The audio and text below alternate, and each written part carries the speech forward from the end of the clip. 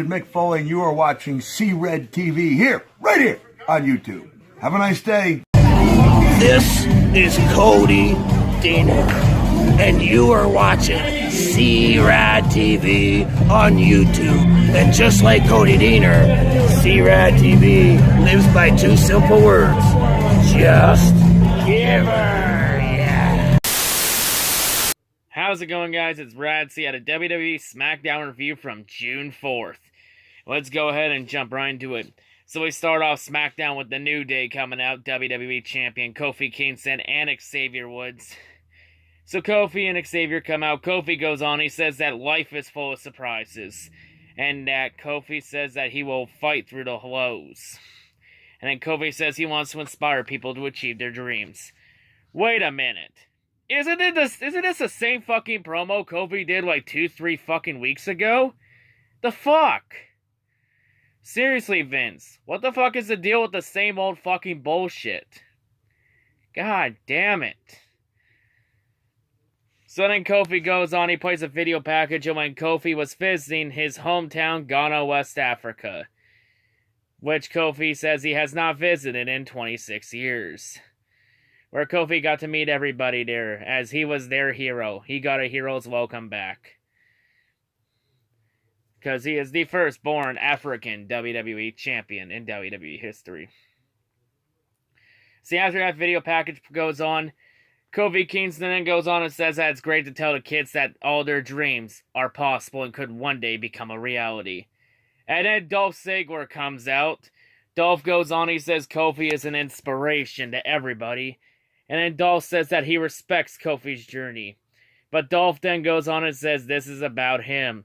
Oh yes, we're now seeing Dolph Ziggler, a tale of two men. One side of Dolph likes Kofi. The other side of Dolph is jealous of Kofi. A tale of two Dolphs. So then Dolph plays a video package of all the highlights in his careers. So Dolph then goes on and says that he gave everything he had to WWE in his career. And then Kofi got his moment over Dolph. So Dolph says that Kofi is a hero, but in time, everyone will see that Dolph Ziggler is also a hero. So Kofi then goes on, Kofi says that most of Dolph's moments have involved Kofi Kingston. Examples were that Dolph Ziggler beat Kofi Kingston for his first Intercontinental title reign. And then Dolph also beat, that was in 2010. And then Dolph Ziggler beat Kofi Kingston for his first United States title reign in 2011. And then Kofi goes on and says that there's one thing Dolph Ziggler still neglects. So then Kofi plays a video of Dolph on the SmackDown after Clash of Champions 2017. Where Dolph Ziggler relinquished the United States title in 2017. And Dolph said in that highlight package that that's how he wants to be remembered. I did a review for that episode, so it's in the SmackDown reviews playlist, so go check that out when you get a chance. So then Kofi says that it could have been him, but Dolph turned his back and could not get the opportunity.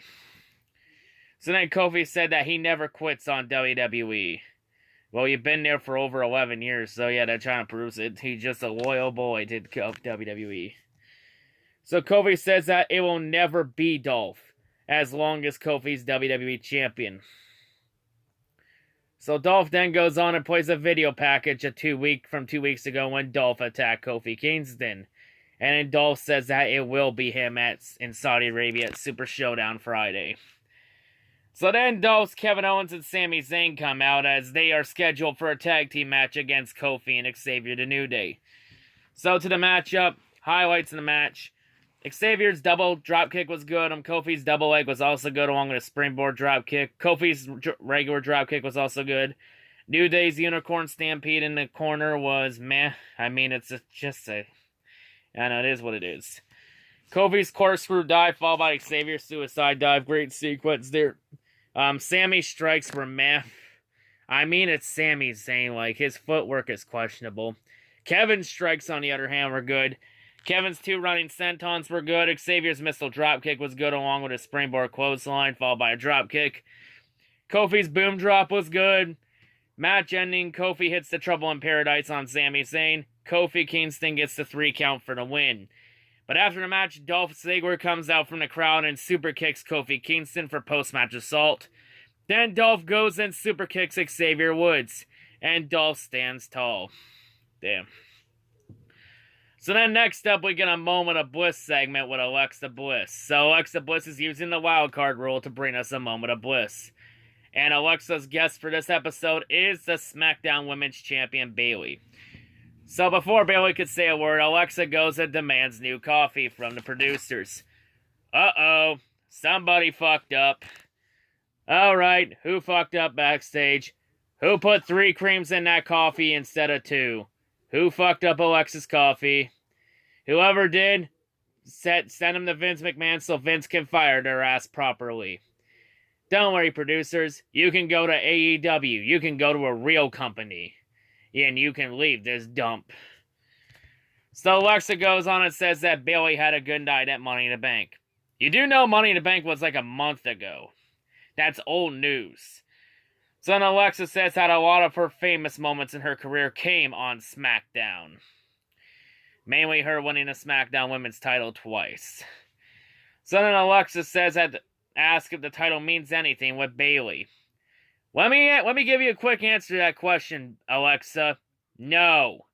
None of the titles in this company fucking mean anything. Especially the 24/7 title.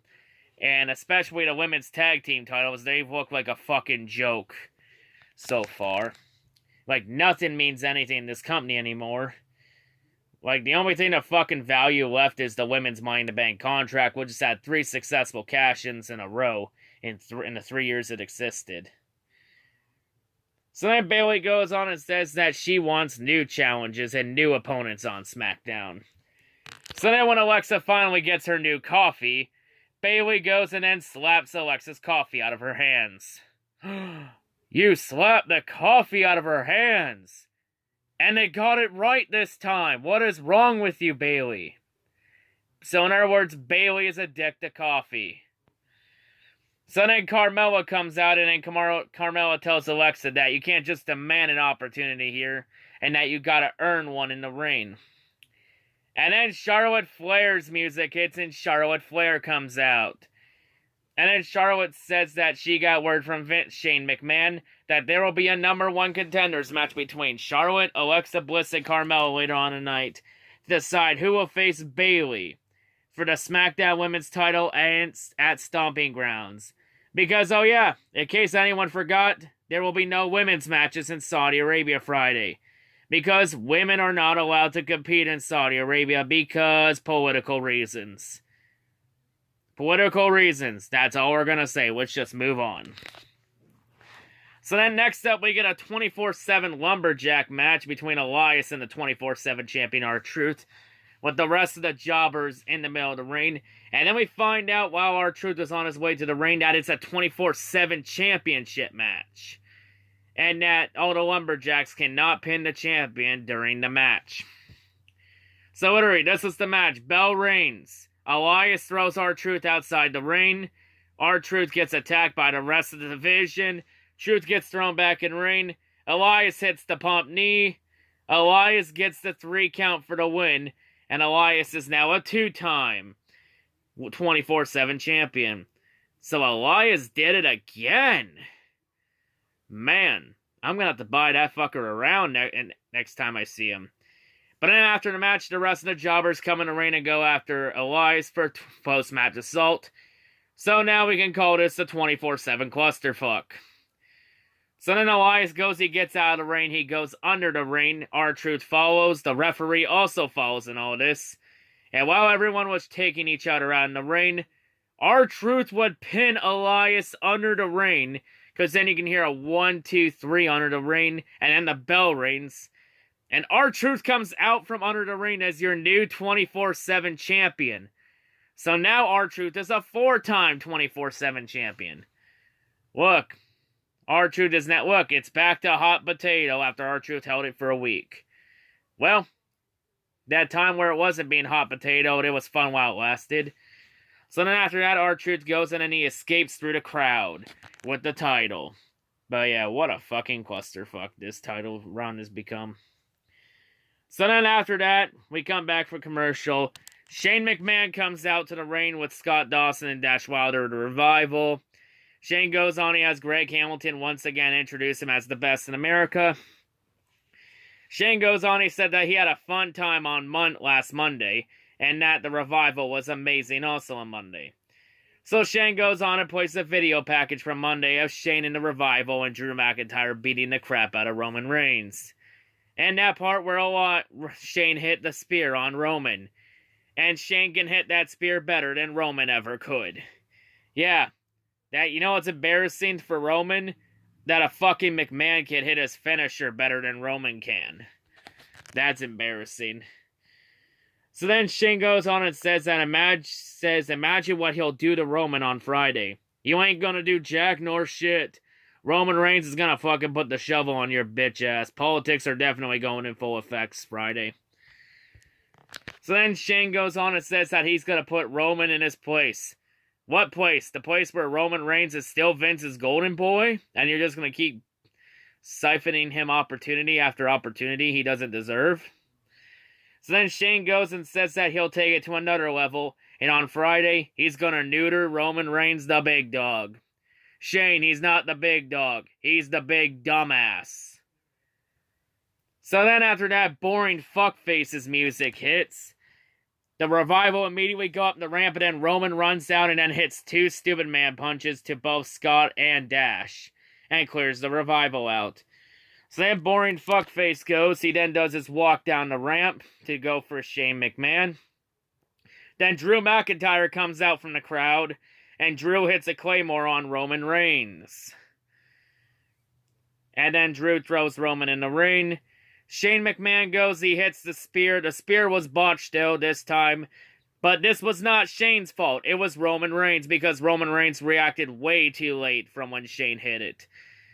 Roman Reigns' selling is still fucking trash. Then Shane goes and mocks Roman Reigns. And oh, by the way, Roman, if you didn't fuck up the selling on that, Shane still would have hit it better than your bitch ass. But yeah, they're just making Shane and company look strong so that when Roman beats him Friday, it'll fucking mean something. So continuing on, next up we get our number 1 contenders match for the SmackDown Women's Championship triple threat match. Charlotte Flair versus Alexa Bliss versus Carmella. Highlights of the match: Alexa's Sunset Flip Bomb was really good. Carmella's Hurricane Rana was also good, along with her Code of Silence submission, but Charlotte powered out of it. Alexa's arm drag to Charlotte was good, but Charlotte's big boot right after was really good. I'll give Charlotte kudos there.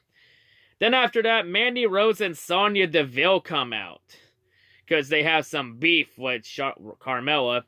Alexa's shotgun dropkick was good. Carmella's avalanche Hurricane Rana from the top rope was also good. Charlotte's figure 8 was also good. She'd lock it in on Carmella. Alexa Bliss would break it up with a twisted Bliss. Carmella would then break up the pin at 2.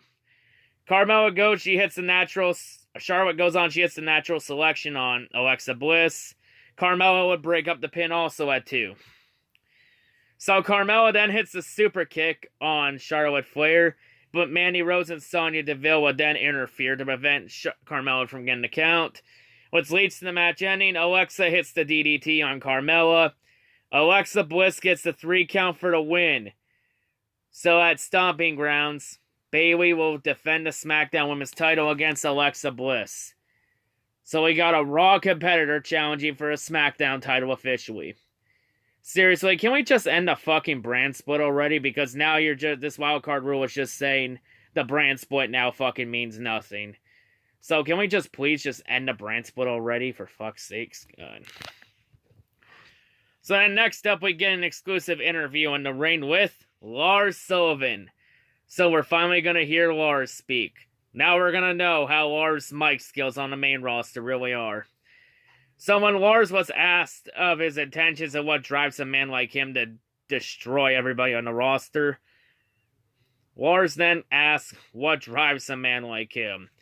Lars goes on and says that he is no man, but is described by one word his entire life. And then Lars tells Kayla Braxton to say the word and that he can take it. So Kayla goes on and calls Lars a freak. Yes, he is the freak. Lars then goes on and says people use that word when he uses his primary function, which is to dehuman people. Interesting choice of words, I'll say.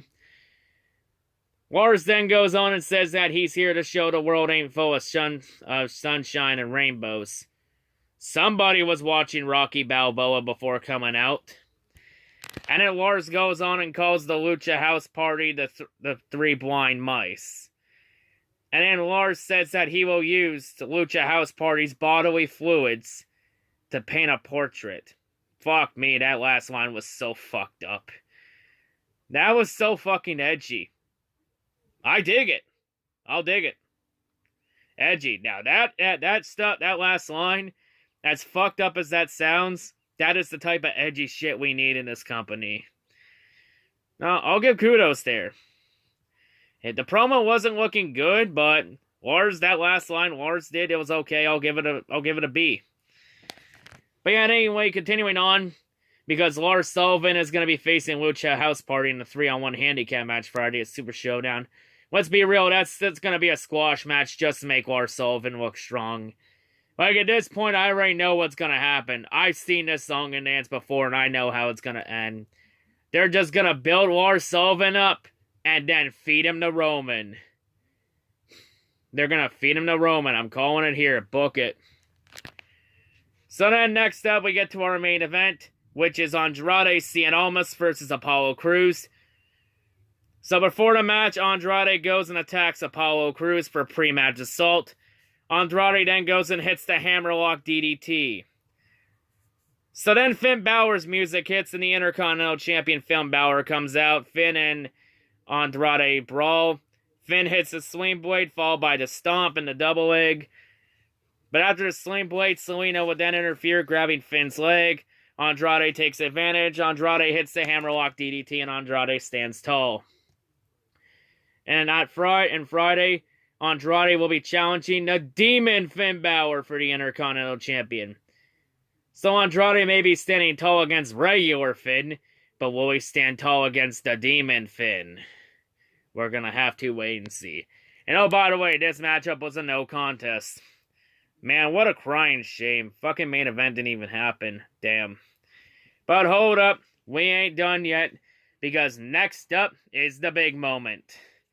Goldberg comes out to the ring, and the old bastard himself comes out. I'll say one thing, though. His entrance without the sparklers is so fucked up. We need to have the fucking sparklers for his entrance. Like, that entrance just feels so weird without the sparklers. It's so fucking dull. Like, I don't like I want the pyro back. Bring the fucking pyro back, goddammit. So Goldberg comes out. So then the crowd starts doing the Goldberg chants. Goldberg then asks for the fans to not do the Goldberg chants and to not put Goldberg through what he went through in 2016 again. The crowd denied and chanted even louder. Goldberg then thanked the fans for the chants. So Goldberg goes on, he says he's finally going to get his match with The Undertaker after 20 years of waiting. And then Goldberg says that Taker's advice from Monday Night Raw, where Taker said he wanted the icon Goldberg and not the other Goldberg. And Goldberg says that Taker's advice turned the light on his head. By the way, for that Taker promo on Raw, I actually fucked up in the review. I forgot to mention that Undertaker did say Goldberg will rest in peace Friday. But that was after it went off the air, because when I was watching, they cut the feed when he said Goldberg's next. Damn. So yeah, if anyone noticed that mistake I made on the Raw review, well, there you go, I just corrected it. But yeah, anyway, continuing on, Goldberg then goes on and says that he left the family man Goldberg's ass at home. And then Goldberg says that Taker will be getting the Goldberg that he wants. And then Goldberg says that Taker is next to rest in peace. And then the lights go out, and then the bell rings twice. And then The Undertaker appears in the ring. Undertaker and Goldberg then go face to face. A great moment. The lights then go out, the bell rings twice, and then Undertaker disappears. So then Goldberg goes on and says that Taker better tighten his jockstrap up, cause on Friday, Taker is going for a ride. And that's how we end SmackDown. Honestly, it was a meh episode. I wasn't expecting much. This episode was a hell of a lot better than that shit show on Raw, that was for sure. SmackDown review, it was meh. It wasn't too terrible, but it was still too bad. SmackDown review, it gets a 3 out of 10 for me. But yeah, Goldberg Undertaker at Friday, first time ever. It'll be a battle of the old bastards, and honestly, the only interest it has from the fans is to use the stopwatch app on their phones, just to see how long the match will last. You want my predictions for it? At the bare minimum, I see that match going at least 5 minutes, but it will go no longer than 10, so I'm saying the match will last anywhere from 5 to 10 minutes. I mean, if it goes less than 5 minutes, I'll be really amazed. Because remember, both men are old as hell. Like, both are in their 50s. Especially Taker. How long can he go? Like, he should have retired a long time ago. The only reason Taker and Goldberg are doing it is because WWE is massively overpaying the shit out of them to show up. Because they're getting that Saudi Arabia money. But yeah. What else is new? Hey, the good news is at least I'll be meeting Undertaker Sunday at Niagara Falls Comic-Con, so I got that to look forward to. You got vlogs coming out for that, too. I'm also going to be meeting Sergeant Slaughter, too. But yeah, that's all I got to say for this. Please, for the love of God, don't let Brock Lesnar become Universal Champion. Please, Vince. Don't let it happen, Vince, you fucking idiot. Don't do it. Don't do it, Vince. Don't do it. Peace out.